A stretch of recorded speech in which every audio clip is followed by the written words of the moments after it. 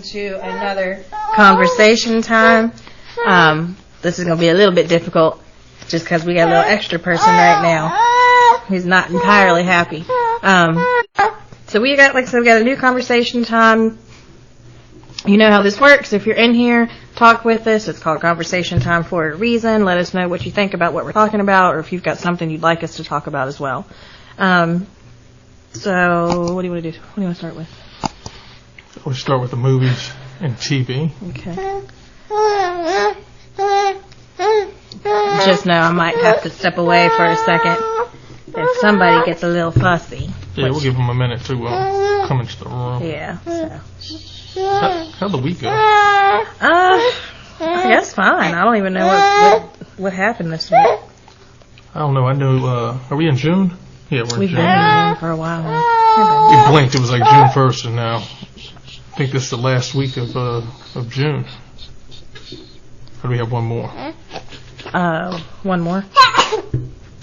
You alright? You're fine. There's Godmama. Hello, hello. Say hello.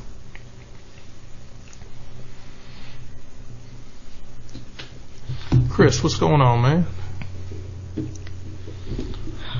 Oh yeah, we can jump into movies, TV, entertainment. Jurassic World. I was very excited. I enjoyed it. I think it wrapped up the franchise pretty good. I mean, from the moment it got started to the end, it was good action, good entertainment. Okay. Yeah, I mean, it was good. I hate that it's ending, but I mean, I guess at the same time, it's been going on for what, 30 plus years? Yeah, 30 plus years. I mean, they brought back some of the original cast members, which was a great way to wrap it up.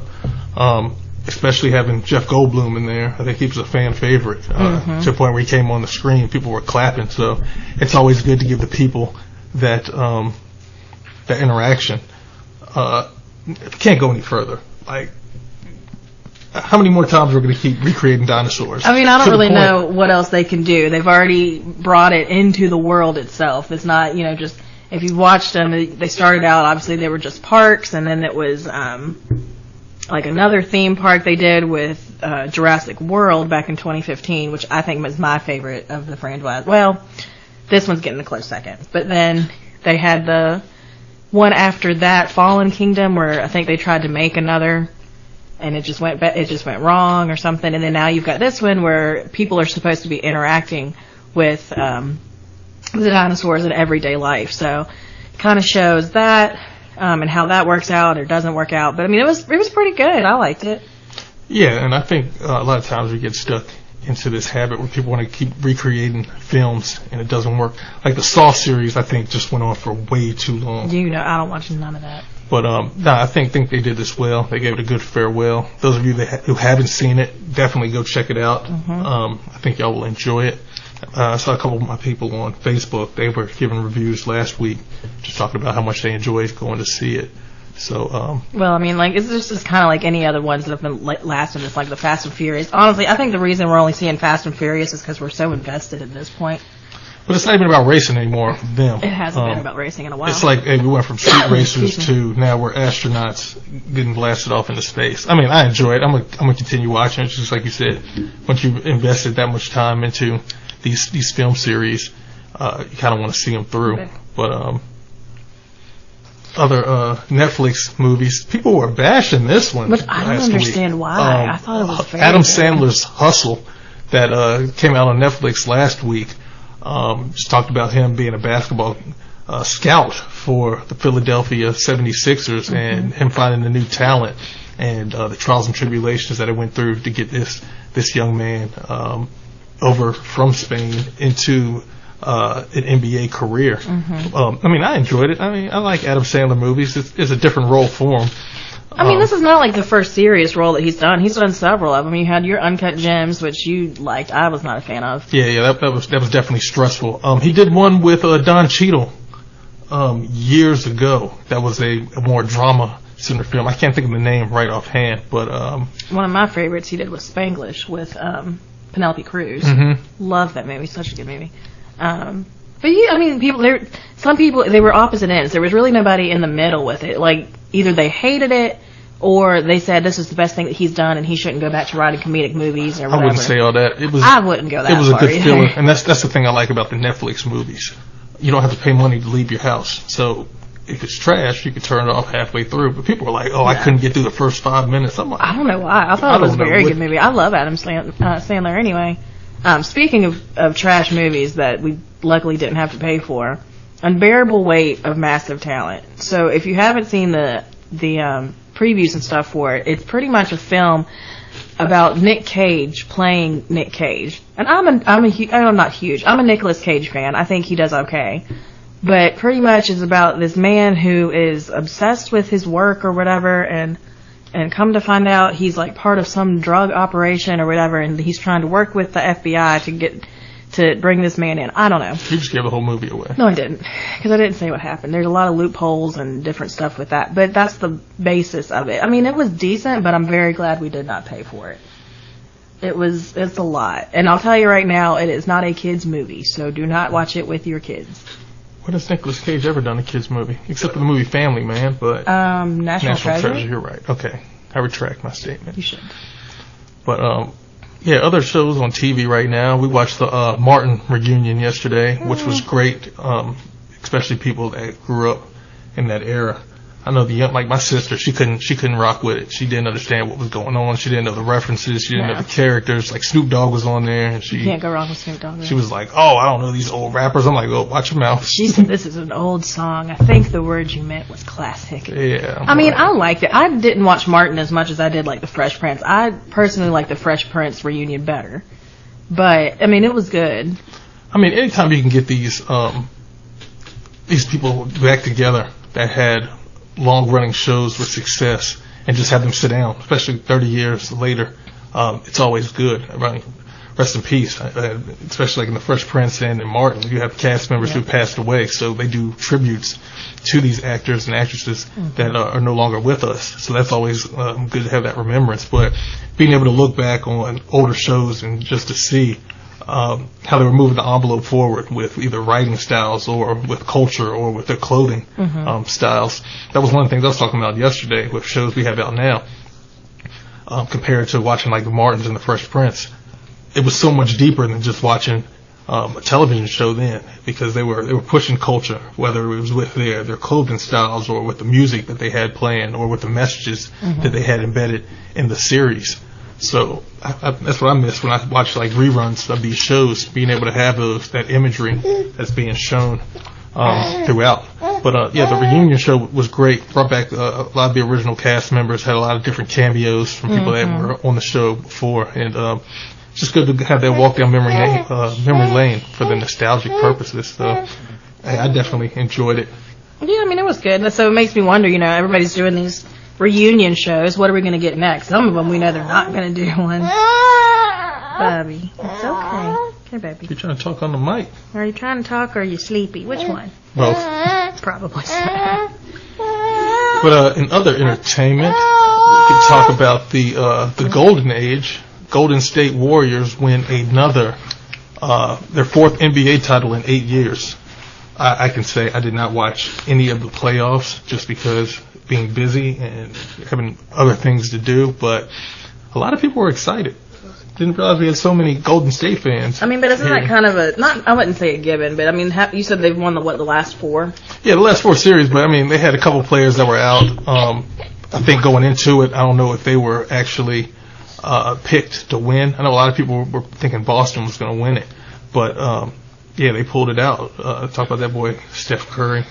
Just his ability to shoot the ball. Klay Thompson, he came back. He was shooting good. And then Draymond Green, they said he's just going to do what he does. What is that? What is going on with that? I keep hearing, is it not, who is it that's having everyone's like, they don't like this player, whoever it is. Who is it? I have no idea. I haven't followed any sports since probably even before the pandemic. I just catch like little blurbs and tweets and stuff that go out. But, Golden State Warriors, they won it again. I know a lot of people were thinking LeBron building super teams together, that he would pull it off, but as we see.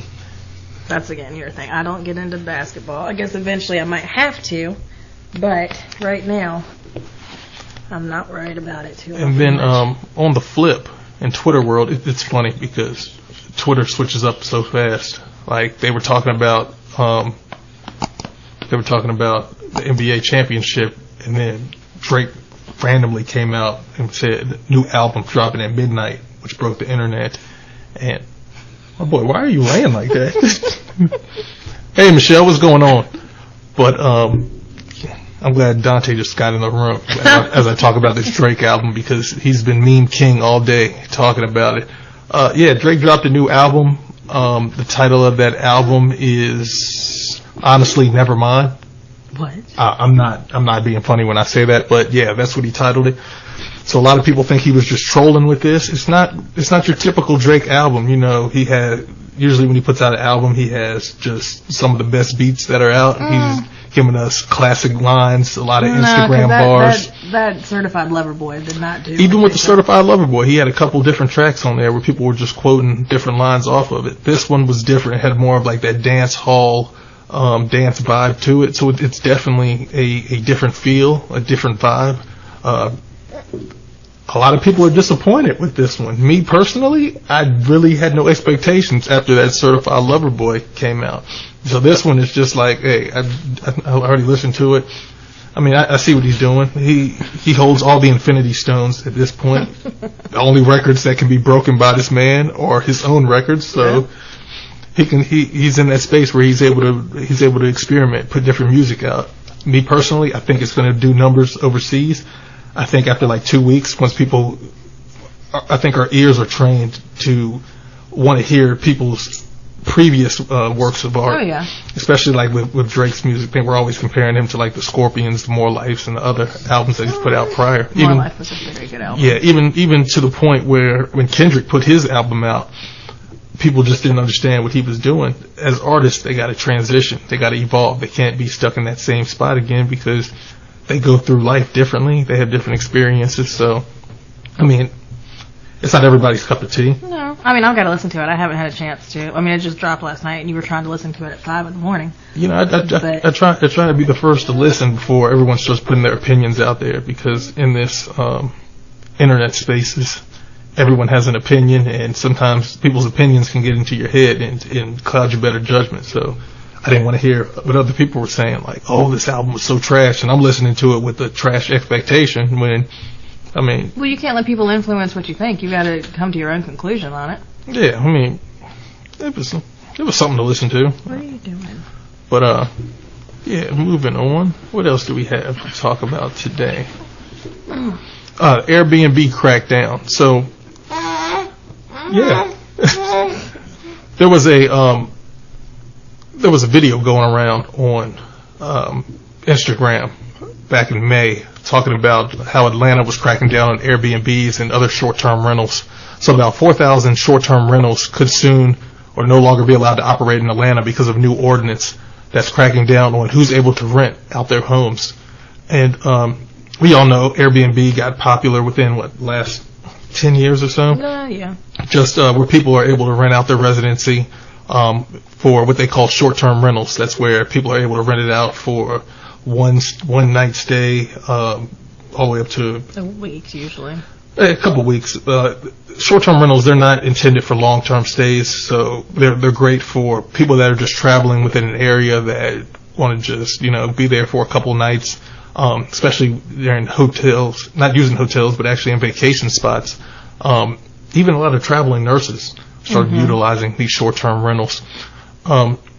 I actually heard about these ordinances that were coming into place. I think even here in Roanoke, I think we have one also that minimizes you for the number of short-term rental properties that you can hold, because they were saying under the new ordinance, people can only own 2 Airbnbs or short-term rental units, and one must be their primary residence. So in Atlanta, you must be a resident, you must pay $150 annual for a permit, and pay an 8% tax for a rental fee. The ordinance also cracked down on noise and party violations, increasing penalties to several $1,000s. So the supporters of the ordinance say it will help address unruly parties and noise violations and make more homes available for residents who need places to stay. So, two sides of this coin. I can understand how that short-term rental can be seen as, people just coming into an area, just throwing parties, and just being there a couple days and leaving, especially in areas that are more like the Atlanta areas, areas that are more of like beach communities where people just want to be there, throw parties and leave. So I can understand the ordinance. But then on the flip side, I know a lot of people who were like that's their primary source or one of their sources of income are doing Airbnbs where they go in, they buy houses, and they do these short-term rental agreements. So it's really going to be interesting to see. Atlanta's not the first city to issue these ordinances or put these permits in place. I think as more and more cities start to crack down, we're going to see Airbnb's model start to get squeezed a lot harder. Even with which, after the pandemic, we're seeing with the excessive fees that they're putting in place for people, cleaning fees upwards of like $100, $200 just for a couple nights stay. That's ridiculous. At that point, it's like, why not go to the hotel? Well, you're saying too, you have to be a resident of Atlanta, so that's really closing off a lot of potential people that you could have rent out your apartment or your house or wherever you're at if you're only doing it for the residents of Atlanta. Because not many of them are going to try to get an Airbnb in the same city. That's kind of the point of Airbnb. It's to not have to go to a hotel. And that's what Audrey just said. What's going on, man? I haven't seen you. He's probably somewhere in an Airbnb himself. I look up, he was somewhere with an infinity pool. And I want to be in one day. But you're right. I think a lot of bigger cities are putting those things in place because they definitely got a lot popular in the last couple of years where people, you're right, they are going into different cities that they don't live there, and they're able to grab up a lot of these because if you really think about it, if you own real estate, you have to rent these houses out for long term. You got to know who your tenants are, and you're only getting paid once a month, as opposed to having these short-term rentals where you can get people in there, have multiple people stay there throughout the month, so you could be getting paid 15, 20 times a month, depending on how many times you're flipping over that short-term rental. So, in a sense, where you would have a long-term property where you have one tenant, you could pay off a mortgage relatively quickly, having these short-term rentals. So it's going to be interesting seeing how they're going to be cracking down on this housing market. They're trying to make housing affordable for local residents. Absolutely. And I can understand that other side of the coin as well. But I don't know. We're going to touch on these high interest rates here in a minute because we can't really make housing affordable when these housing interest rates are going through the roof. No pun intended. You're okay. But in many cities, you must register, you must get a permit or obtain a license before you list your property or accept guests. Certain short-term bookings may be prohibited altogether. Local governments, they vary greatly in how they can enforce these laws. Penalties may include fines or other enforcements for people that fail to register their properties. So, like I said, it's going to be interesting. I got a couple people in a few groups that I'm in that have a few of these Airbnbs. So I'm going to be reaching out to them, just seeing how or if they're even being affected during the time. But it is interesting here in the Roanoke area because, I mean, that's something once the housing market clears up that I know a lot of young people wanted to look into as far as just getting a couple of just short-term rental properties just to be able to make some passive income off of it. So, and I was talking to somebody else earlier, they're always going to find a way to stop the hustle. Airbnb was a big hustle, just like those the Turo is where people rent out cars. Oh, okay. So so I know in bigger cities, I don't think we have Turo here. I think they have some maybe in Lynchburg, but there's an app where you can literally rent your car out to people for a few days or however long the duration. And they have some like top luxury cars on there that you can rent out. And it's like Enterprise, but it's another peer-to-peer platform. You put your car in there, especially during this work from home era, where people are not really using their vehicle. If they wanted to rent it out, where people can just pick it up, drop it back off. That would make a good sense. I was thinking, like, how many people just have that many cars that you could rent out? But that makes sense. But the thing with Turo is it's just like the short-term rentals. The number of people that are renting it out, they're able to afford the car payment. So where you might have like a $400 car payment, if you're renting your car out for a couple days to a few people, you could essentially pay your car off in 6-7 months. That's not that bad. And then after that, you just buy another car, and the more cars you got out there, it's just a numbers game at that point. So this Sunday, Juneteenth. Yep. June 19th. So celebrating alongside Juneteenth, festivals around the nation, networks and streaming platforms are offering television specials, music festivals, and a Netflix film to commemorate Sunday's holiday. So What Netflix film? I think Netflix has a whole category just... Most all of them do. Hulu has it and everything. I gotta say, the streaming platforms, they do a good job about being inclusive and making sure that they have shows that are able to just cater to diverse groups. I know, especially for Pride Month, they have different categories on there. During Black History Month, they have, I think they call it black films or films by black directors or black... They've got pretty much all of them on there. Like but, for Juneteenth, they have different segments that's going on there. So for those that don't know, June 19th, known as Juneteenth, became a federal holiday only last year. It was cool because I've never celebrated the first holiday. We had a little cookout. We had a few friends over. We talked about the symbolism of Juneteenth. For those that don't know, Juneteenth became a federal holiday only last year. It marks the date the enslaved people of Galveston, Texas became aware of the freeing of the enslaved in the state by the Emancipation Proclamation more than 2 years after it was issued by President Abraham Lincoln on January 1st, 1863. Juneteenth was mainly celebrated in Texas, but has taken on a greater national significance, followed by the renewed racial reckoning in the summer of 2020. So it was interesting because as I was growing up, I'd always heard about Juneteenth, but it was never anything that we celebrated here. People that were down in Texas, they actually always talked about they have festivals, they have celebrations. I even think they talk about it in schools, so it might be in their school books. Just talking about what's going on. Jason, what's up? Why'd you say no spoilers? What was that no spoilers about? And let's be clear too, it's a federal holiday, but companies can still decide whether or not they want to recognize it. Yeah. I thought it was just federal, like across the board, but somebody told me the other day that, because I'm obviously off, but I mean, I'm a bank, so we recognize all federal holidays, but other people do not, so. And and like we said, it's still relatively new. So, especially knowing how this holiday is, it's probably going to take a little bit for it to catch on across the board, where companies are just recognizing it because we're all out for 4th of July. But it's cool to see because y'all are off this Monday. Yep. Got 1 week, everything's back to normal, and then off again for the 4th. So we'll see, and that's probably another reason they have to think about it too, because that's a lot of money they'd have to pay out for employees to pay for that day. Because I mean, there's a couple months run like that too. I think January or February is one of them that has 2 Mondays in a row. Yeah, but they'll be all right because when Thanksgiving rolls around, they get that. What is that? The Thursday, and then Friday, and then you turn around, and then when December comes around, you got Christmas, and then New Year's, and so I mean, they can make it work for how they want to. So I love working for a bank too, and I'm still trying to stay with that bank, but it's just because working for a bank is just easier. One, you get about 11 federal holidays at least.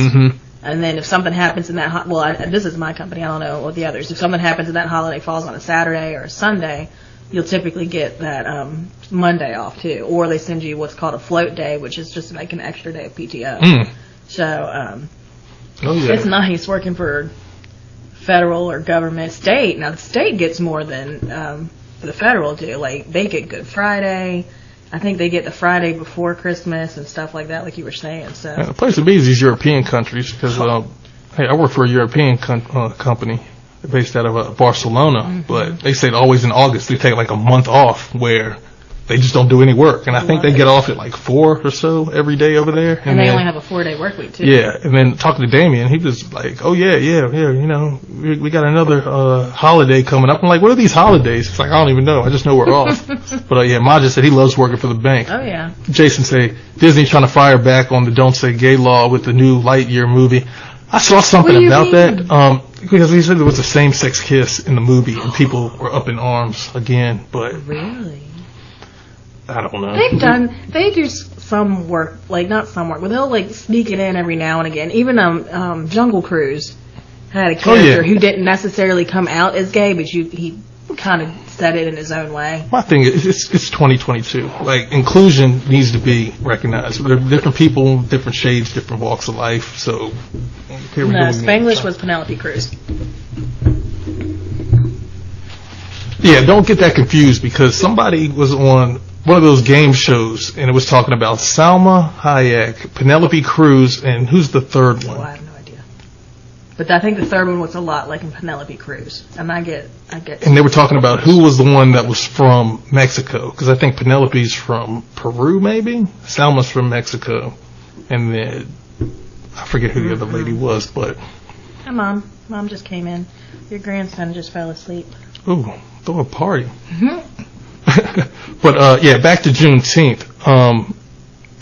The cool thing about Juneteenth this year, I don't know if he did it last year, but Pharrell Williams is having his Something in the Water Festival. As we remember, last year he had it in Virginia Beach. It was the year before last. He canceled it. That's right. The year before, no, it was canceled because of COVID.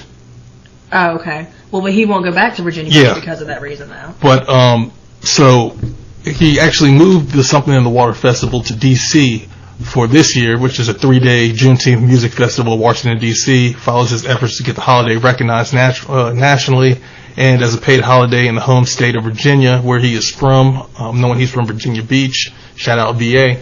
Hey. Shameless plug.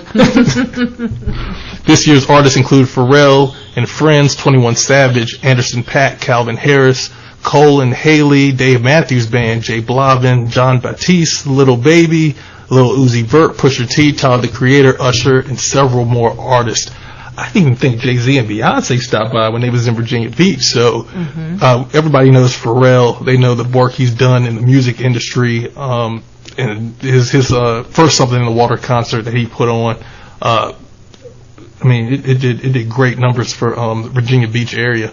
It's unfortunate that his cousin was actually killed out there by the police, and I think in efforts for him trying to get some reform and talk to the mayor about it, I think the mayor kind of like brushed it off and was just like, why he's taking it out. Yeah, it was just like, oh well, yeah, sorry about your cousin, but you still bring the concert here, right? And I think Pharrell was like, no, we got bigger issues than a music festival. Like, this stuff keeps going on. So I think this is one of those situations where it's like, hey, you're not going to meet our demands and understand what we bring in here to the city. We'll take our money elsewhere. And seeing the lineup, seeing people's responses, and the tickets are very reasonable is the thing too. It's not like some of these concerts like Coachella and stuff where you're getting hit in the head before like a 3-day music fest.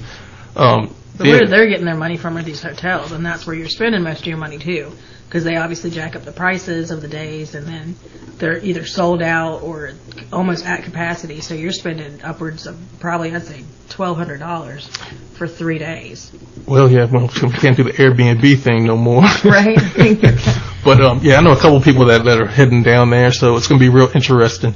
Post those pictures. Let us know how it is. It should definitely be a vibe. Just seeing the selection list that I just named off. I mean, Anderson .Paak, he's been crushing it here lately with Bruno Mars. So does that mean Silk Sonic's going to be there then? I don't know. I mean, you know, these music fests, especially Pharrell, he's done work with a lot of people, so you never know who might just pop up out there. Well, he's one of those that calls too, like Adam Sandler. He had a lot of people in his movie. Pharrell calls you. I'm pretty sure you're going to take that call. Yeah. And do what you can for him at the very least. Yeah, definitely. So it's going to be definitely going to be a good time.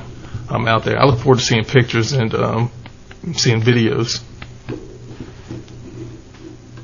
In other news, speaking of Virginia, Lego made an announcement this week. Lego is splurging $1 billion on its first U.S. factory to keep up with toy demand, and the place they chose to put their factory is in Virginia. I think it's like either Chesterfield or... Yeah, it's right outside of Richmond. Yeah, it's somewhere in that area, but yeah, that's... Which we've been up to Chester, but they've got the room for it. Yeah, and the thing, they have the Walmart distribution, they have an Amazon distribution center, but for Lego to come here and decide to drop $1 billion on its first U.S. factory and put that in Virginia is, I think that's incredible. Mm-hmm. As demand for its colorful blocks stack up, no pun intended, in one of its biggest markets, the family-owned Danish toy giant plans to spread the investment over the next decade, creating nearly 2,000 new jobs. So just talking about economic growth, especially right now in times where we're seeing just supplies and things go through the roof, just understanding that they're going to be bringing jobs into the Virginia area and what that means for the economy. I think I enjoy playing with Legos. Who doesn't? Definitely going to have Braden on Legos as he gets older.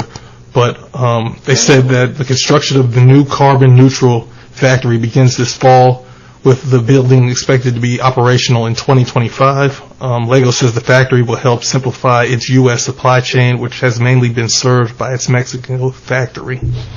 And it also says that its intricate builds, like the Star Wars Death Star, which is 4,000 pieces, that's a lot of Legos. Think of how small those little Lego blocks are, and having to build out Star Wars. There's a show now or something about Legos, isn't it, as far as building, like... Yeah, I think Netflix has a show out there where it talks about people that are like building different Lego projects and having them. No, it's a competition show. Oh, I think it's on like NBC or one of those. That's right. Yeah. Mm-hmm. I did see that a few months back. But they talk about just the nostalgic feeling of Legos, even for adults. They have sets of like Seinfeld, James Bond's, Aston Martin. Lego's adults offering could help protect its biz. I mean, why not? I mean, as adults we do puzzles, so I mean, we can actually see Legos coming back for adults, using that as like stress relievers. You get off work, putting together a Lego project. I used to love playing with them. Especially with the kids. I can't wait when my son gets to the age where he's not trying to put everything in his mouth and he can start constructing some Lego blocks. I think that would be pretty cool. But hats off to Legos for choosing Virginia. Especially that Chesterfield area, to bring their plant. I'm looking forward to seeing the expansion of it and the job creation within that region. Mm-hmm. Hopefully, this will spark some other interest from other companies to move here to Virginia and build up factories and bring some jobs to this area. Mm-hmm. Someone on my Facebook was also talking about, we're seeing this in other areas. What can we do in the region here to try and get like these jobs to be able to stimulate the economy? As far as what? I mean, just because, if you think about the Richmond area, well, outside of Richmond, that Chesterfield area, they don't really have, anything for the economy to get stimulated off of. My dad, he's from Petersburg, so we used to talk about how they had, the Marlboro cigarette factory. Mm-hmm.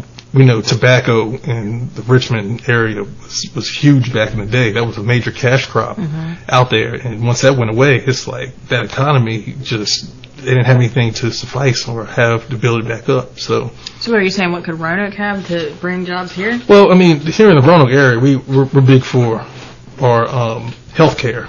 We see Carillions buying up everything. Mm-hmm. We're seeing they're getting in partnerships. So is that what we're known for here? We're just going to be a health corridor? I would say so, because then you've got some of the major colleges around us, Virginia Tech, Radford, and they're bringing down their programs and stuff down here, and they've got their own buildings and everything. So I would say we're going to be in the healthcare field. Cool. Hey, what's going on, Tommy? Yeah, Tommy said agriculture from VSU is picking up also. So that'll be.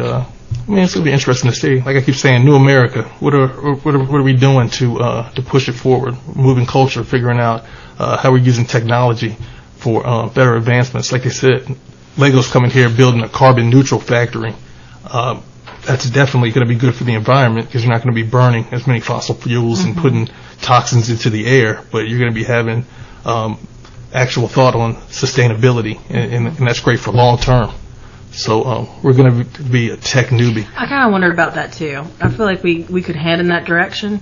It's going to take a little bit, but I think we do all right with technology too. But at the same time, they had an opportunity years ago to become bigger than what they are, and they turned it down. So.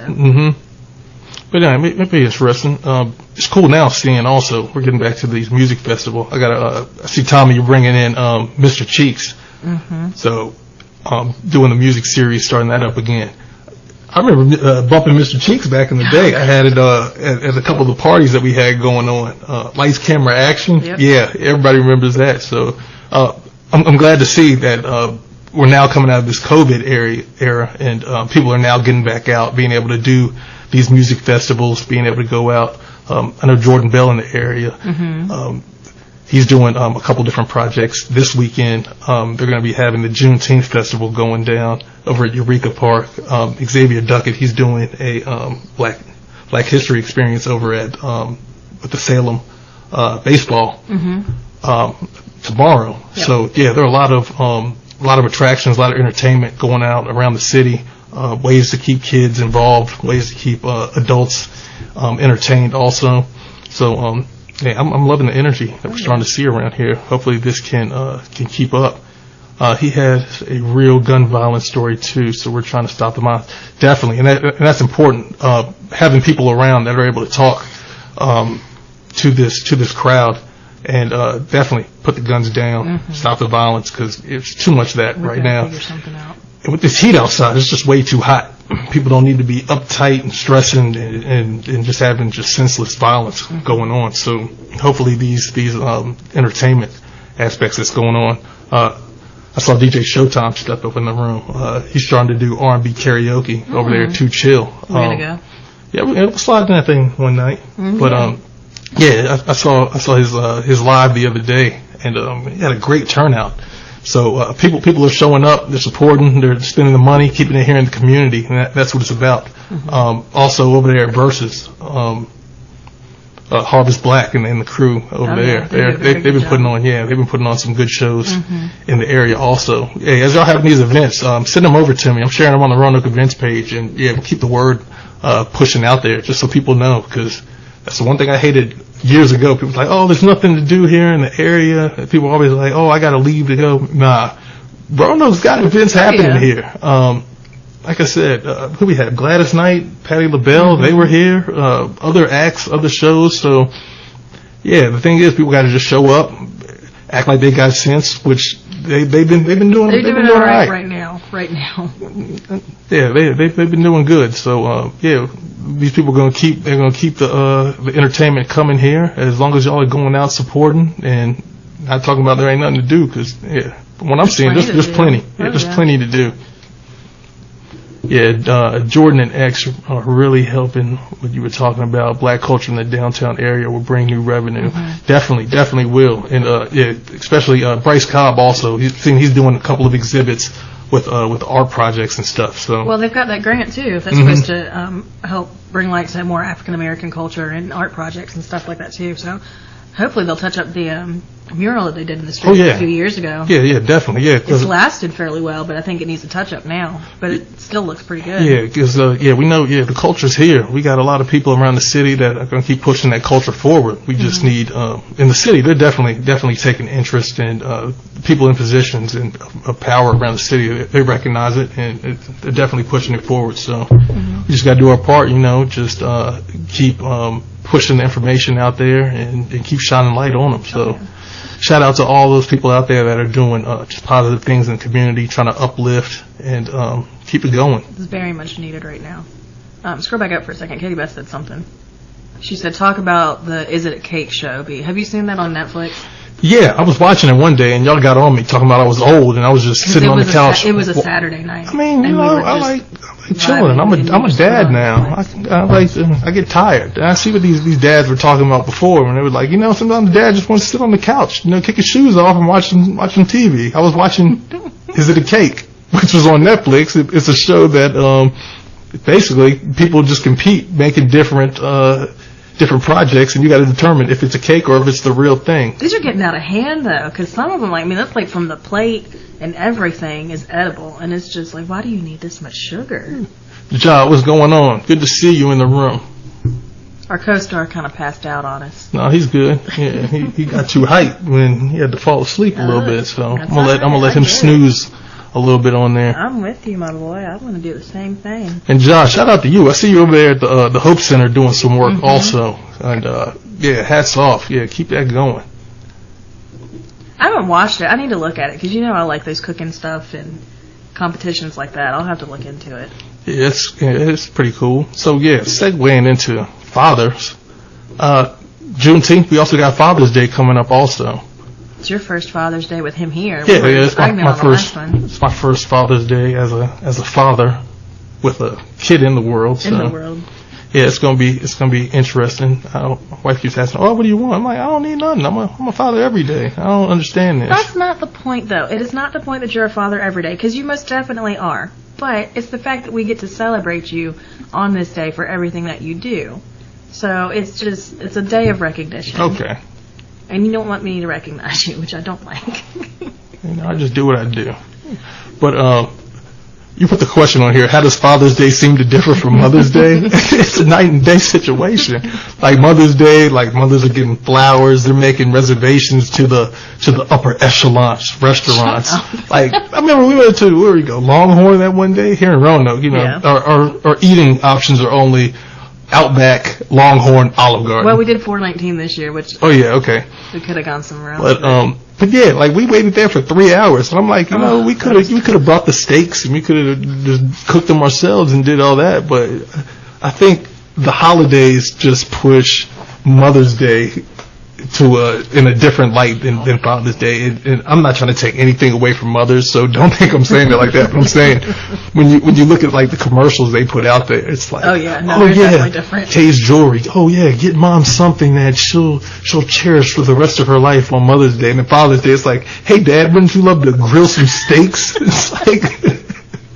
It's most definitely different. At the end of the day, you're still going to have to cook. I mean, both of those lights. I mean, parents are important, so having that acknowledgement and recognition on both sides is equally important. But I think the way the media just pushes the image for Mother's Day and Father's Day, because at the end of the day, they know fathers are going to spend the money on the mothers. Oh yeah, well, because they have to, or they get in trouble. It's more of a you have no choice. And it's like I saw a meme a few years back, and it was talking about.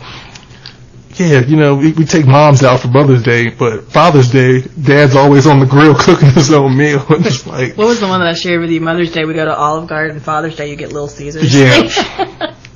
It's true. It's sad, but true. It's cool. But then you've got, and this is a controversy. I don't really see an issue with it sometimes, but some of them go over the top. You have single mothers who celebrate both Father's Day and Mother's Day, but 9 times out of 10, you don't see single fathers celebrating Mother's Day. That's what you said. You have the controversy between the two? The controversy between it. I get it. I understand. If you're both parents, that could be hard. I've got you, and it's still not easy. One of my Facebook friends was like, hey, mothers, on Sunday, don't you try it. You know what I'm talking about.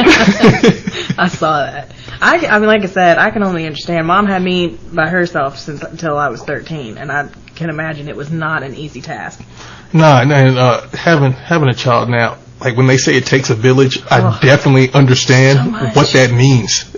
It takes a whole continent. From the outside looking in, just like, oh, okay, yeah, parenting, yeah, hats off, yeah, I see what you're doing. Being in the trenches, like, I get it now.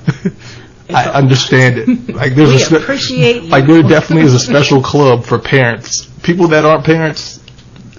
Like when I wasn't a parent, like I didn't understand. Being a parent now, I'm like, and that's why I'd be like, I'm tired. So let me take a little quick 15-minute nap. It's like, how can something so small be so rambunctious?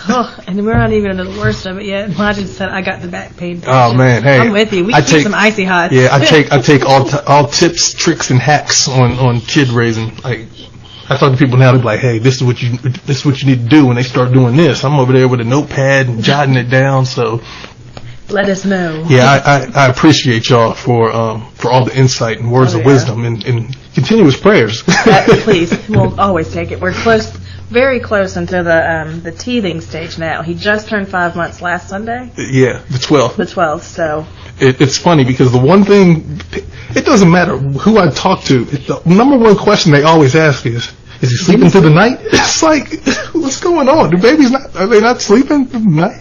Actually, we've been fortunate enough where we'll put him down about 10, 11 o'clock, and he'll sleep to about 4 or 5 at the wake up, get a little bottle, back to sleep. Yeah. So my parents are like, oh my goodness, he's sleeping. I'm like, what did y'all's kids do? They're like, oh, they just woke up and that's it. They would just be up talking and just active. Well, we've also heard about how alert he is for his age since he was pretty much born. I don't understand it. I don't know. He'll be talking to him too much, like he's a little person. And, He is a little person. yeah. That. What do you think he is? Jason said Eureka tomorrow, Alpha Juneteenth at 12 to 4. Oh, y'all out there tomorrow, Jason? I can't rock with you, man. Y'all, It's too hot. My God. y'all sororities and frats. Y'all are. I'm out of those college boy days. Y'all still be out there partying too hard for me. Especially y'all Qs and Alphas and who are the rest of them? The Sigmas. I don't want to leave nobody out. Kappas. Yeah, Kappas. We don't have too many Kappas around here like that, though. Don't say that to Aji. You know. He's the only one I know from around here. But yeah, it should be good tomorrow. Hopefully the weather doesn't get too hot. Yeah. Can we talk about the heat for a second? Oh my God, because ungodly heat. this is new. This is the weather that they had Stanley and Zero out there digging them holes in. I'm just like, whew. We're gonna start singing that song. I walked outside to get the mail and walked back in. Was dripping sweat. Has been pushing the fat burst. I don't know. What is that? What does that mean? Is that gun talk? I figured food, fat burst. I don't know. I don't know, Jason. You got to be a little bit more specific for me. But no, this heat is. Yeah, this heat is different. I mean, I even tried to see if it would cool down any in the next week. We're still in the high 90s. I think it touched 100. I think it touched 100 the other day. It did the other day, and then we had that massive storm last night, which apparently a lot of people lost power. And one of the girls that I work with said a tree fell down in her street, and I think fell on a transformer, blew that. So. Oh God. Yeah, so it's a lot. You remember what happened the last time at my parents' house? We had a massive storm. Well, they were talking about the derecho coming back also, God, and we know how that was. That was not a pleasant time. It was not. Well, I stayed at my aunt's house, who had power and air conditioning. Could not do it. I will. I'll let you talk about this next one. Which one? It's the Vince McMahon. Yeah. So if you've watched wrestling anytime in the last 30 plus years, he's been around for so long. Vince McMahon has been the CEO and the chairman of the WWE program, the World Wrestling Entertainment? So it was the WWF, right. World Wrestling Federation. Mm-hmm. They had to change it because of the World Wildlife Federation. Foundation? That, whatever. Mm-hmm. But, that was the WWE, World Wrestling Entertainment. Yes. So anyway, so he's been the CEO for decades of this organization, but he apparently is involved in an investigation of misconduct involving a longtime leader and public face of the organization. Apparently, they had a consensual affair, but they're looking more into the allegation, and there's a $3 million payment from McMahon to a departing female employee after a consensual affair, which is what I just said. She was hired as a paralegal in 2019, essentially signed an NDA, or they'll call it a separation agreement, that prevents her from speaking about the relationship or disparaging him.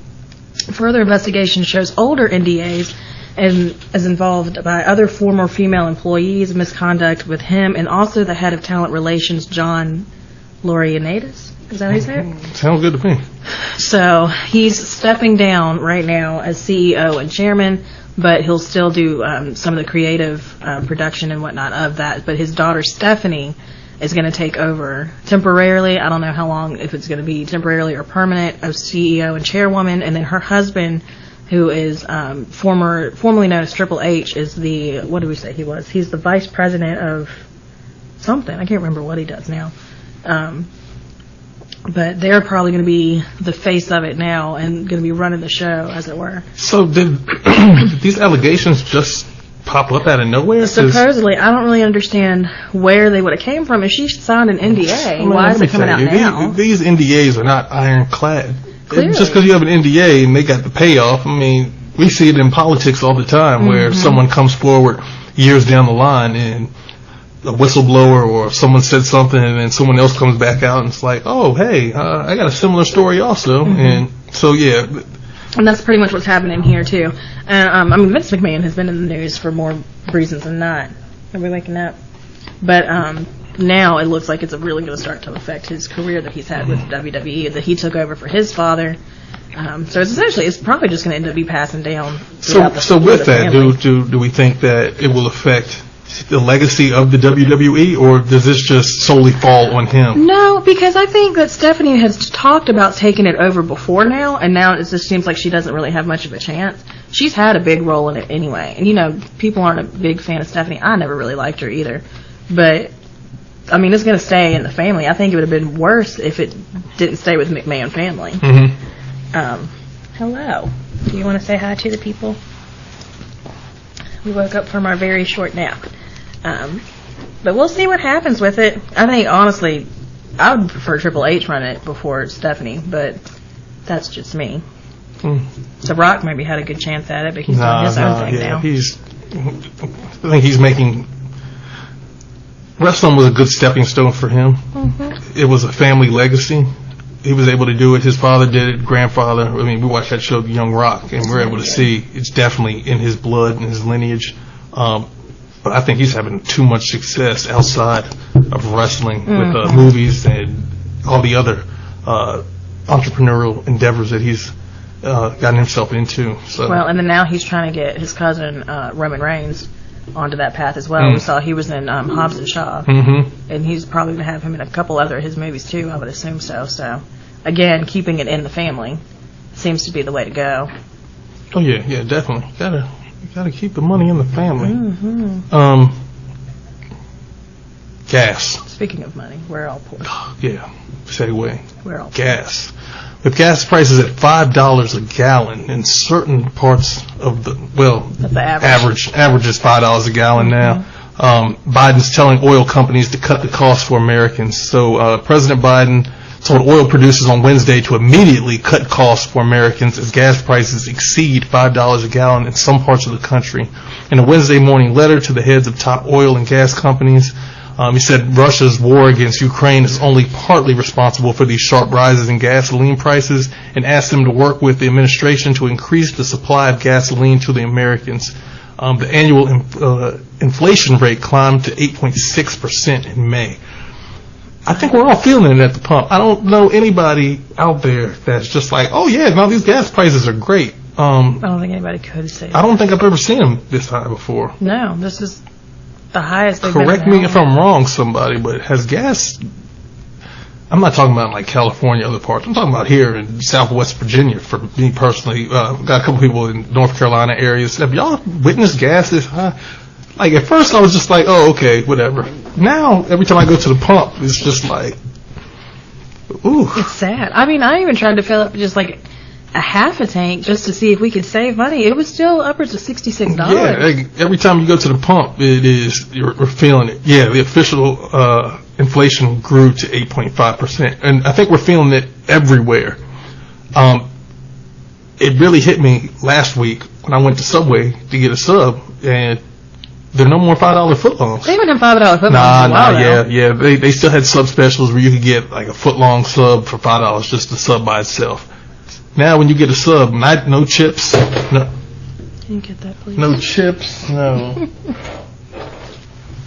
No chips, no drinks, no cookies, no nothing. Just a plain, simple sub. It's $10 now. Well, what is it you tried to get the other day? It was sushi, and your sushi prices went up too. Yeah. So, and I mean that's expected. Going to the grocery store. For me, I'm always just looking at prices, just trying to be price conscious on what I'm spending, so I can know. Like, all right, this went up a little bit, but food prices across the board. Jonathan Kelly, he was on the news, I think today or yesterday. He was talking about the rise in prices because of having to get food from the suppliers, and talking about how those prices get rolled over into the food industry naturally, because if they got to pay the money to bring the food in, naturally they got to offset the prices to the people that are doing the food, and how that's affecting just everything. He was saying how it gets to a point where some companies are like, all right, do we have to cut costs with our ingredients, or do we just pass it on to the customers? And he was just saying how that's not what he wants to do with his business, because he wants to make sure that he's giving the freshest ingredients, giving the customers experience with food costs. So just hearing him talk about, because I wasn't even thinking about how that's affecting local businesses, but more importantly, food trucks. Where during COVID, a lot of restaurants went to the food truck method because of the brick and mortar. As we started seeing, brick and mortar started going away because people were like, all right, nobody's going out during the pandemic, but you can have these food trucks where you're able to drive around and go different places. But when you start thinking about it, you got to pay for the gas to be able to drive to these festivals, to these events, and then food trucks run on propane. That's another source of essentially gas that you got to pay for to keep your food warmed up and heated up. You're going to have to at least raise some of your prices just to combat costs with that, and then. Yeah, so for consumers, we're feeling it, but definitely for businesses, they're feeling it as well. And I mean, I keep asking the question: are they just gouging at this point? I don't think they're gouging. I think they don't have a choice. Who just companies in general. Even Wendy's said that they were selling out. I'm talking about the gas companies. Are the gas companies gouging at this point? Because it's not like, hey, we have an oil shortage. Because Biden was saying, hey, figure out a way to drill. But part of his plan for Build Back Better, he wanted to get more sustainable. So that a lot of the push was for electric cars. But now we're in a position where it's like, we need gas right now for our gas-powered cars, and Americans going to the pump when everything, including housing prices, are going up. People that are paying rent, those rent prices are sky high right now. I mean, a lot of jobs, a lot of people didn't see those pay increases, so we're still feeling those effects of coming out of COVID and those effects of the shutdown happening. Even to the point now where jobs are just, where we go yesterday? Moe's? They had 2 people in there working hard to try and get food out. It's like these industries, they just can't fill positions quick enough because once you get people in there, then you got to do the training to get people caught up on how to operate to efficiency. Well, see, and this is what I'm wondering with that Lego thing coming into Chesterfield. Just because it creates so many jobs does not mean that people are going to go and get them. So that's not question is, it's great that it's going to create so many jobs within that area, but if people aren't going to apply for it, then what difference does it really make? I don't know. The food industry, I think, is a little different than manufacturing. Oh, I'm sure it is. Because, especially in positions like that, when you have, I would assume it's going to be more of like a labor-intensive, probably doing packaging, manufacturing, and that you have certain benefits that people seek out when they look for job positions. Working at these fast food industries, you don't necessarily have a guaranteed 40-hour pay week where you can get benefits, where they're just like, all right, I'm going to pay you this much, as opposed to where you can go get these other jobs that all right, I have a family, I need to make this much money. Looking now, insurance is important because you do not know what could happen. So being part of companies that are offering insurance packages, not only just insurance, but actually having good insurance where, you can go and get the coverage, get the health care, get the medication that you need, is important.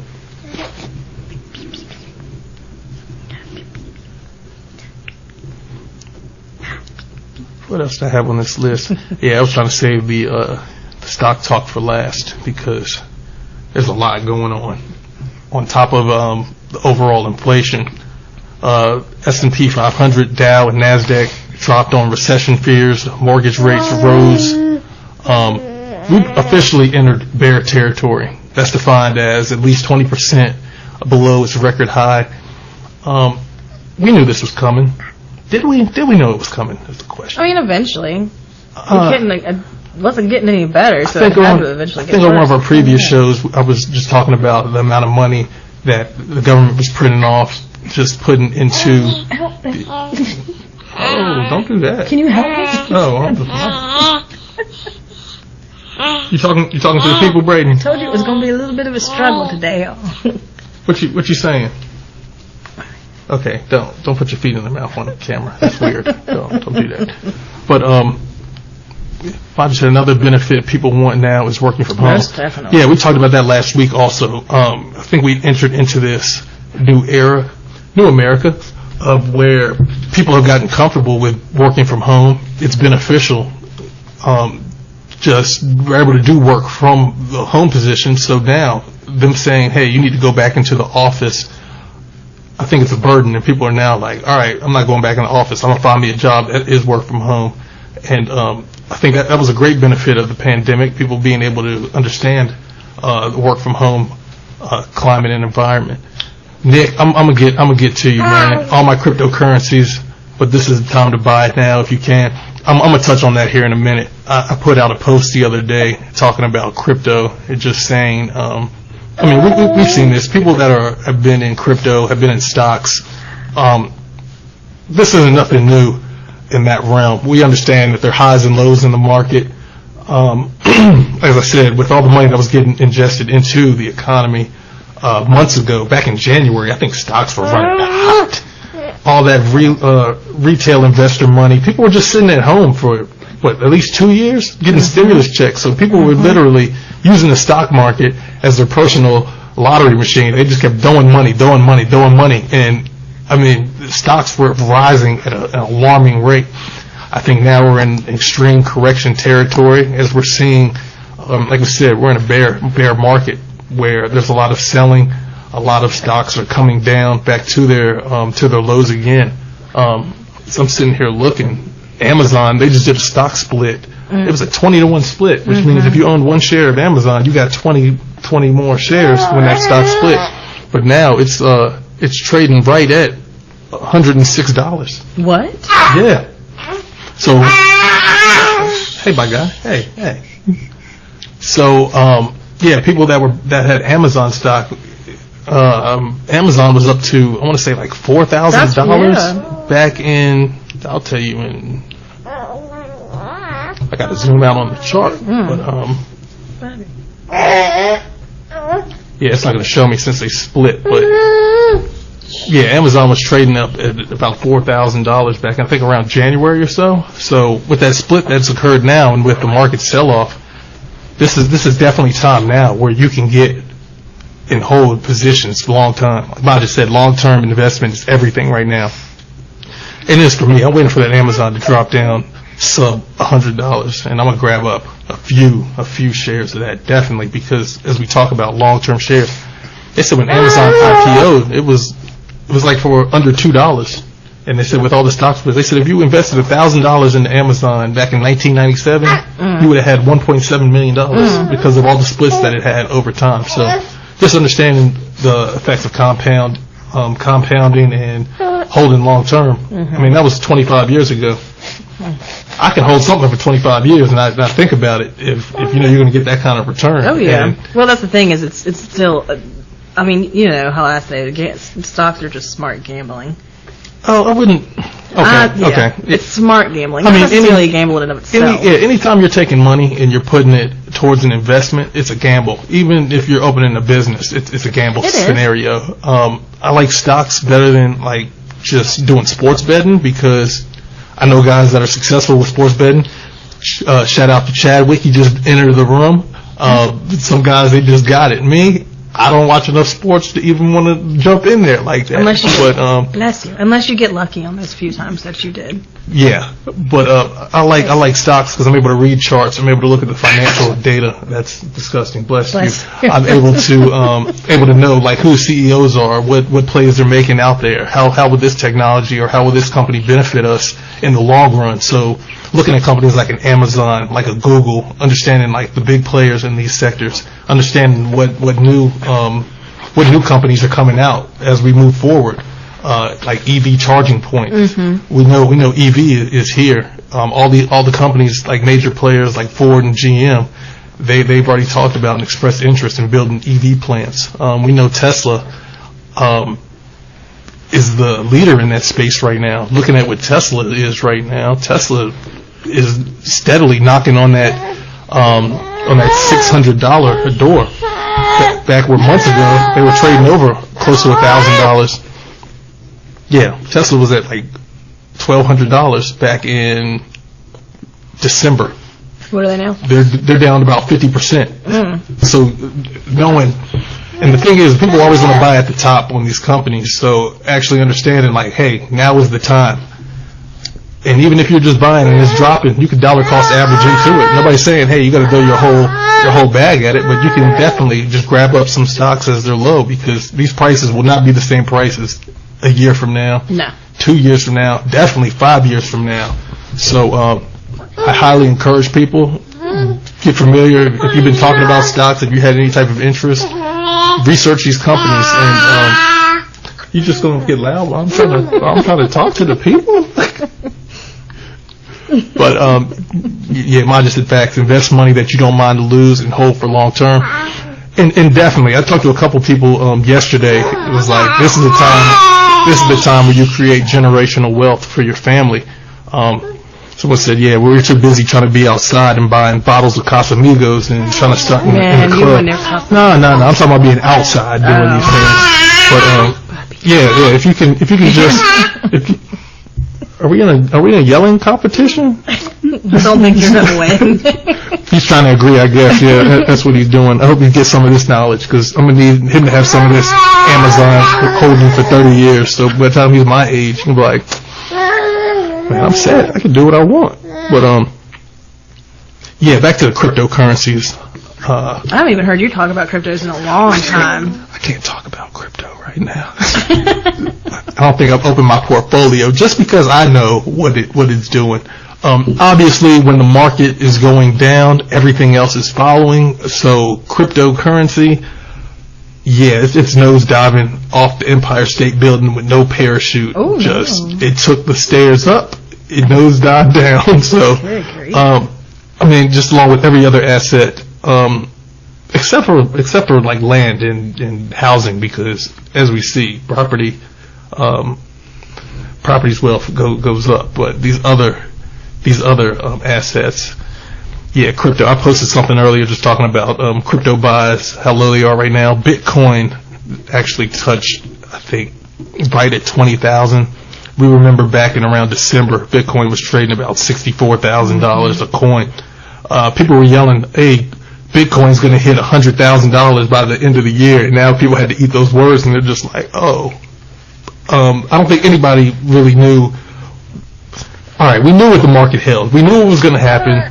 We just didn't think it was going to come this fast, this quick, and as heavy as it's coming now with these companies dropping. I think some companies are trading like near their COVID lows. With COVID, we understood that what was going on in the economy and the world. Now it's like we had this influx of money. We're seeing inflation, prices are high, and everything is just dropping. We're definitely in correction territory. We're in a whole bear market right now. So understanding what you're buying and just preparing to hold.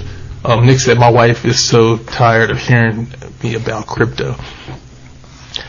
I haven't opened my portfolio in a few weeks, just out of sheer terror of what I might find in there. But I'm gonna look this weekend. I'm gonna make some plays on some crypto picks. My stock crew, they're always like, oh, crypto Ponzi scheme. I'm like, it has functionality. Understanding blockchains, understanding what cryptos. Yeah, there was a couple rug pulls in there throughout the year, but just understanding the market and what to get into. I mean, we've seen this happen with crypto before. We'll be back up on top again within a year, 2 years or so, but I got faith in it. So I'm not too worried. It's really a waiting game at the most part. It's like I said, it's a smart gamble and hoping that things go back to where they should be or where they were. I mean, but that's the economy. Even when we talked about like with the Great Depressions and Black Black Monday and the stock market just nosedive. Watching things like Wolf of Wall Street where they talked about, oh yeah, the Dow just slid 400 points. It's like we slide 400 before 10 o'clock nowadays. So, I mean, we'll be back in the right space here in a few years, but it's just understanding and waiting out the wave, waiting the storm out. Mm-hmm. And that's what I think people don't seem to have is that patience. Yeah, stocks is a long game. I mean, if people are playing options, they have the ability to make quick money, but I mean, quick money don't last long. It's that long money where you understand about getting in, holding, and being patient. I mean, Warren Buffett, he said he didn't start making his money really until he was in his like 50s, and now the man, he gives away billions of dollars. So yeah, it'll be interesting to see where we're headed with that. Did you have something you wanted to say? I think that's all I had. Anything else anybody else had out there? How has y'all's week been going? What plans do y'all have for the weekend? Do y'all have any stock tips? Any stocks that y'all are looking at? any crypto that y'all are looking at. Any tips on this, too? I'm about to turn his mic off because he's getting disrespectful. This is his new thing, is to scream. And that's not even as loud as it could get, so. I don't know what you're doing, my love. But yeah, that's all I have for today. I think that's all we have today. Like I said, if there's something that you want us to talk about next week, or the next time, which should be 2 weeks, let us know. Send us a message, comment on here. We'll see it eventually. We'll make sure that we address it.